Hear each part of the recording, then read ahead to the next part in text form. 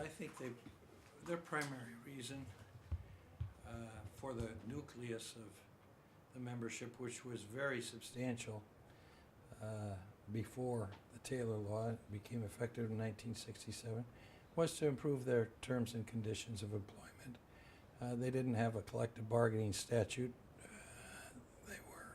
They were more or less dependent upon their ability to exert political pressure, which was substantial. They had a lot of assets. There was a big cash flow. So they could make monetary contributions to campaigns, and they did. They could also mobilize their membership, particularly focused on areas where they had large CSEA membership. In the case of legislators, as a matter of fact, many legislators' principal employer in their districts was the state, or the state and the local governments involved in some of the metropolitan areas. But in Nassau County, I can remember they had 20,000 county and local government employees, plus they had a lot of state employees in those counties too, or in that county too. So they had significant political leverage, like CSEA does now. They were very early sophisticated in the political process. They also had very liberal insurance programs. Their competitor, which at the time was AFSCME, which of course they're part of now, said that it was a large insurance and social organization. There's no doubt that the insurance had a material effect on their success in recruiting. Probably still, it still does in the case of membership of organizations similar to CSEA. And the social factor was important too. Man is a social animal, or human are social animals, and that had a value. Which it hasn't, CSEA, I'm confident it hasn't lost. There's a comedy that exists from institution to institution or workplace to workplace that members enjoy by virtue of being a part of a large organization that has common denominators. But I think in my experience, which ran from 1962 to 67 before the Taylor Law, the bulk of the employees that I dealt with, or that I knew because I lived in Albany, socially myself, belonged because they felt that collective representation was desirable, but it was also essential if they were going to gain improvements in the terms and conditions of employment. How did it actually work that local government entities would affiliate with CSEA? Because I know that there was a period of really spectacular growth throughout the 1950s into the early 60s. Mm-hmm. Did individual local chapters sign up members and then affiliate as a group with CSEA? In some cases that happened in that fashion. There were independent groups that had formed among themselves that then joined CSEA as a unit. And CSEA, it had a fairly large and very active field staff that went out and organized employees, and they had organizational fights with competitors. I can remember before the Taylor Law, even among state employees, there were representational disputes. One of the earliest of which antedated the Taylor Law, was the dispute between the Teamsters and CSEA for representing Thruway employees. The Teamsters had begun an organization campaign, particularly among the toll collectors in the Thruway, and CSEA went in aggressively and resisted their organizational effort and gained substantial membership. Of course, we didn't have units, and we didn't have an apparatus for resolving disputes, and no way to guarantee a laboratory atmosphere as the labor law provided. And that was one of the big achievements of the Taylor Law. So but did people, were they able to sign up as individuals? Because it was obviously a very large membership. Yeah, they did. They all signed up as individuals. We had people in each unit who would go out and get payroll deduction cards and authorizations signed, and they'd deliver it to the employer. They'd become members, and as they gained a significant portion of the unit that was involved, they demand that the employer recognized them and bargained with them. And that was well on its way before the Taylor Law became effective. What the Taylor Law did in many ways was codify that process, improve it to be sure, and also guarantee rights both for the unions and for its members, to give them a free choice and to provide an apparatus for the employer to resist organizational efforts that were inappropriate. As you describe this, it kind of brings to the mind the fact that CSEA seems to have used public relations as a tool very early on. Oh, it did. And I wonder if you would talk a little bit about what you remember about using that in terms of member organizing and in terms of lobbying and exercising other clout. Well, they used it for organization very actively. Their public relations staff was fairly large. It was professionals, people who'd come out of the media, and several of whom were very active in the legislative correspondence group.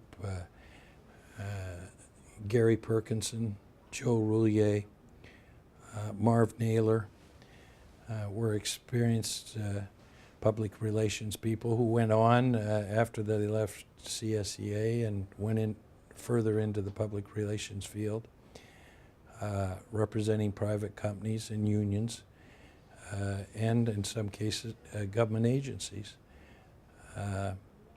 And they also used it in their negotiations with the administration at the state level. They had what was tantamount to a House organ, the Civil Service Leader, which had very substantial circulation, particularly among government officials and people interested in government. And it was advertised or promoted as an independent entity, but it wasn't. It had a retainer with CSEA, which was substantial, in the millions of dollars, as a matter of fact. And politicians, whether they were mayors or county legislators or supervisors, there weren't county legislatures back in those days, didn't like their names in the headlines of the Civil Service Leader because they knew there were thousands of people in their district that would be reading it, and if it was critical, it was bad news for them because it was a highly motivated and very unified group of people. The philosophy that there was that the CSEA only lobbied is prior to the Taylor Law is not an accurate characterization. They negotiated. They forced people to come to the table with them. They did it primarily through public relations, but they had demonstrations, which were a form of picketing at local government levels. And they had informal relationships even with affiliated unions. And they had cases where the unions would refuse to cross their picket lines. Unions that were rivals in other connections would honor it in a kind of supporting their brethren. And so public relations was the linchpin of the whole operation, really. Tell to me a little bit about how encompassing your position was as counsel. I mean, were you doing lobbying? Were you doing advice on the legal operations of the organization and collective bargaining, et cetera? We did that. Our firm did. our law firm did. By the time I left, which was in the early 1970s, I had 4 or 5 associates that worked for me full-time at CSEA. I was not there full-time. I was the partner in charge of it. And we had a staff of 3 or 4 other non-legal personnel, so we had 7 or 8 people. We lobbied. We also represented them in litigation, acted as their general counsel, gave advice on an ongoing basis regarding legal issues, both before and after the Taylor Law. And that's about it. After the Taylor Law came in, I know you were involved with helping to negotiate the first contract between CSEA and the state of New York. What was that process like, from having gone where you were kind of working with a team or a small team of people to kind of now having many members involved in a negotiating team? What was that transition? It was a change, and it was substantial, but it wasn't all new. The state had the same people involved. Early in the Taylor Law, Governor Rockefeller had his primary administration officials directly involved in the negotiations. The budget director, Norm Hurd, the secretary of the governor, Al Marshall, and the president of the Civil Service Commission, Ursa Poston, were the governor's negotiating team. Now they had large staffs that. Picking up from there. Okay. You were talking about the governor had his top level people. Yeah, and they were there every day. They'd sit there into the wee hours of the morning, all 3 of them. There were, of course, dominant personalities in the governor's side, just as there were on CSEA's. And Marshall, who was a very strong individual, was his primary representative in those early years. But it was several years before they really established the Office of Employee Relations and had a director, the first director being Abe Levine, of course. But prior to that time, in the first years of the Taylor Law, there was a lot that was new, because there was a everyone was kind of testing their way along.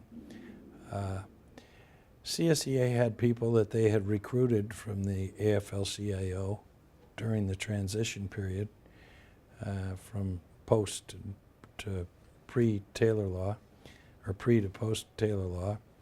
And the governor's office hired consultants too, to advise them on how, what might be appropriate. But public employee bargaining was new all over the country as far as that goes. New York claimed it had an executive order that had established a kind of Labor Relations Fair Practices Act, but it didn't. It was more like CSEA in those pre-Taylor Law days than not. But you've got to remember, those were real tumultuous times. I mean, we were out on strike all over the state all the time. This is when teachers were walking out and staying out for months, and school districts were going out without schools being open. Tugboat operators shut down the Port of New York. Transit workers stopped the subways. The sanitation workers didn't pick up the garbage, and CSEA was going through the same experience. They had strikes in the state service, at correction institutions. This was not far after Attica, and we had a strike at Attica after the Attica riots. Those were not halcyon days. They were real tumultuous and tough. And people were litigating. The governor was suing CSEA through the Attorney General, trying to get restraining orders, and so that was superimposed on top of it. But it was the '60s. It wasn't 2005. In 1960, people took things into their own hands, and that was true in labor relations in the state and local government in New York. Tell me a little bit more about the relationship between CSEA and Nelson Rockefeller. Well, Rockefeller had a different relationship with everyone. He was so immensely wealthy and came from such privilege, so that it's hard to compare him to his successors,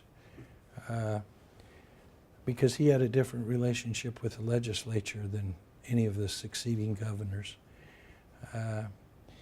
And from what I understand, it different dramatically than even Governors Dewey and Harriman, who were also very prominent national figures, as he was. But he had, he believed his first job when he graduated from college was he took over as the construction manager of Rockefeller Center. And he had a classmate at school in college, a guy by the name of Baronelli, who was a labor lawyer. Became one after he graduated from school. And they were close friends, and they remained close friends. So he was close to the labor movement. Brennan, who became Secretary of Labor, was a Rockefeller recommendation to Richard Nixon. He recommended two people, Henry Kissinger and Brennan, and they both became, respectively, Secretary of State and Secretary of Labor. So he thought he was real familiar with the labor movement, and yet in reality further removed than probably anybody in the history of the country because of the vast wealth and the power that the Rockefellers had at that time. Probably still do have, although you don't see it so much, but he'd come into the negotiating sessions and sit down. I think I told you last time about the story about we had a representative in one of our negotiating teams from Manhattan State Hospital, and his son was playing in the Final Four. You told us that whole story. Yeah. You told me another story at one time about the governor actually coming to your house to settle he the did. negotiations. Yeah. Can you tell us that? Well, we were negotiating. We were at an impasse, and we'd made one more effort. We were close. It was, but neither side would budge, and we had a negotiating team meeting at Elk Street, which is where CSEA headquarters was at the time, that ended about 1 o'clock in the morning after we'd been with the governor's people until about 3 in the afternoon. And I got in my car and drove home, and the driveway to my house went down around the front. You came in the back, and I went in the back driveway and came around, and here was that great big, he had an Imperial limousine, Chrysler Imperial, that was custom made. The chassis of it was made by Carmen Ghia in Italy, and he'd put all Chrysler Imperial fixtures in it. And here the thing is sitting there, and his driver and security guy are standing there. The security guy, incidentally, lives about a quarter of a mile from me right now. I see him frequently. Are standing in my driveway, and I look in, and there he is sitting in my kitchen with Al Marshall, and my wife is serving them beverages. He's sitting there waiting. I walked in, and he said, "All right, what is it going to take to settle this?" And I said, "You got their demand on the table. You're not 1% apart in gross figures." He said, "Okay. Can you get a hold of Ted Wenzel?" I said, "I think so. I'll call him. I just left him half an hour ago. I tried to get Ted, I couldn't." And he said, "All right, tell Al tomorrow morning. We'll do it. It's done." Just bam. He wrote it all out, too. He had a notepad, which I watched real carefully, I recall, because the stories of his dyslexia, of course, were rampant, but he could write notes pretty well, I'll tell you. He kept the figures, and he had them. Did he make did he help create substantial improvements for the state employees? Oh, yeah, no doubt about it. He had a real desire. He was even before the Taylor Law. When he heard of what the average salary was, he was shocked, and he made real efforts to move things forward. I think he was there was a bona fide desire on his part to improve terms and conditions of employment, and the laws that evolved from the negotiations, both pre and post Taylor Law, had a lot of his imprint on it. He thought the retirement age was too young. He constantly expressed the dissatisfaction with the 55-year retirement age. He said, what are these people going to do? They're going to go out and they're going to get, 60, 70% of their final average salary. They just got to go get another job. They're not going to be able to live on that. Lift the retirement and hold it off if you can't lift it and pay for it. I heard him say that on several occasions. Of course, everybody wanted to retire at 55 because then they could go get another job and have a substantial base to work from. But I think he had a desire to help, but noblesse oblige produces different results than real hard bargaining.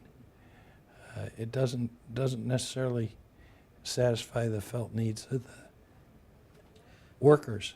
I had come across, I was looking through some old issues of the Civil Service Leader and found one from 1970 where at the CSEA convention they had both Rockefeller and Arthur Goldberg come in to address the delegates. I guess both were running for governor. CSEA right. was just simply letting them come in and make their case to the employees as Right. opposed to endorsing either one. Yeah, right. They didn't endorse people at the gubernatorial level. Something that CSEA still avoids frequently doing. Did last time, I guess, didn't they? I don't think you endorsed any. Oh, no, maybe you did. 94. Okay. Last time we did that, yeah. All right.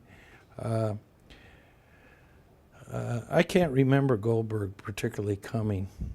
His campaign was so weak and so disorganized that it's hard to remember anything about it. I remember Bob Morgenthau coming to the CSEA convention. When was Goldberg's? It was 1970. 1970. Okay. I just thought it was interesting in the context that here, CSEA had made some major strides under Rockefeller's governorship and just simply negotiated a contract with him, yet they weren't really taking a position to support Yeah. him. Well, he asked for support, but they withheld it. In the interest of self-preservation in a lot of respects. And of course, Goldberg had a labor background. He was a labor lawyer before he went into the public service. He was Secretary of Labor, as a matter of fact, U.S. Secretary of Labor for a time. That campaign was real nasty. There was a biography of Goldberg written that subsequently revealed was paid for by people close to Rockefeller. But it really didn't feel the impact of it at CSEA. Rockefeller made a pitch, but when they said they're going to remain neutral, he accepted it without rancor, and I was representing him at that time, in 1970. I remember his efforts to get the endorsement. I remember very little of Goldberg's campaign. I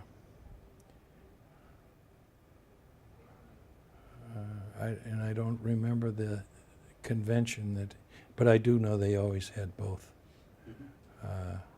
They had Hugh Carey when Malcolm Wilson was governor as a guest at the convention.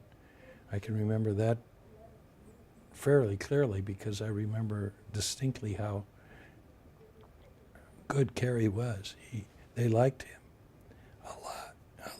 They didn't endorse him, but they didn't endorse Governor Wilson either.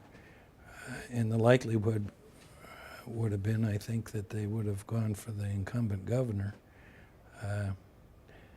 But I remember Governor Kerry coming very vividly because I met him at the door of the Concord Hotel.